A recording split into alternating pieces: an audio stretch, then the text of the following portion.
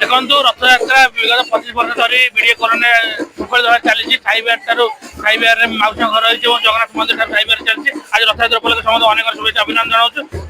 Video colony ପୁରା team ସାଇବିଆର corporator ସମସ୍ତଙ୍କ ସହଯୋଗରେ ସ୍ଥାନୀୟ ବାସିନ୍ଦାଙ୍କ ସହଯୋଗ କାର୍ଯ୍ୟକ୍ରମ ଚାଲିଛି।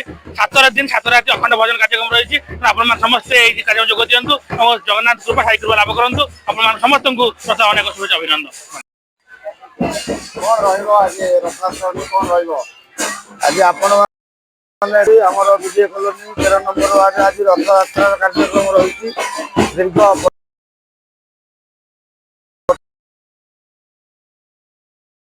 ଭକ୍ତମାନେ ଏହି ରଥଯାତ୍ରାରେ ସହଯୋଗ କରନ୍ତି ଏବଂ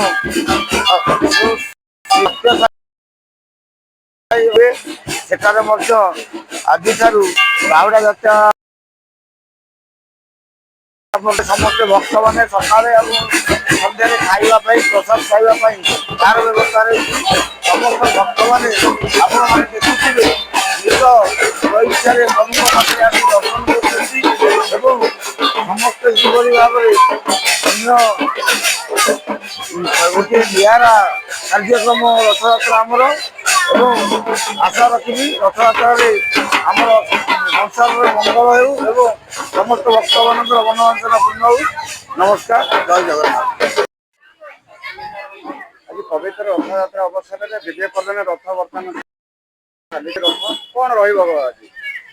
ଏ ଯୋଉ ରଥ ଚାଲିଛି ଏଇଟା ଦୀର୍ଘ 25 ବର୍ଷ ହେଇଗଲା ଏ ରଥ ଚାଲିଛି। ଏଠି ପ୍ରଥମ ଯେତେବେଳେ ରଥ ଥିଲା ଛୋଟ ହେଇକିରି ଥିଲା, ବର୍ତ୍ତମାନ ବଡ଼ ରଥ ହେଇଛି, ଠାକୁରଙ୍କ ଦୟାରୁ ଚାଲିଛି। ଲୋକମାନେ ସମସ୍ତେ ହଉଛି ଆଗ୍ରହ ପ୍ରକାଶ କରୁଛନ୍ତି, ଏଠି ଉପସ୍ଥିତ ରହୁଛନ୍ତି।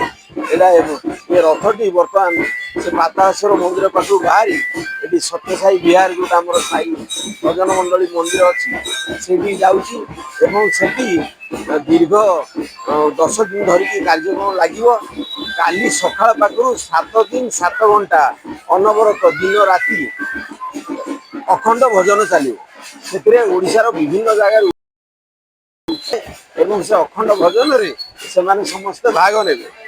ଭଗବାନଙ୍କୁ ମୁଁ ପ୍ରାର୍ଥନା କରୁଛି ଏ କାର୍ଯ୍ୟ ଭଲରେ ହଉ ଏବଂ ସମସ୍ତ ଭାଇ ଭଉଣୀ ମୁଁ ପ୍ରାର୍ଥନା କରୁଛି ସମସ୍ତେ ଏଥିରେ ଭାଗ ନେଇ ୟାର ସୁଯୋଗ ଭଗବାନଙ୍କ କୃପା ଆଶା। ଜୟ ସାଇରାମ।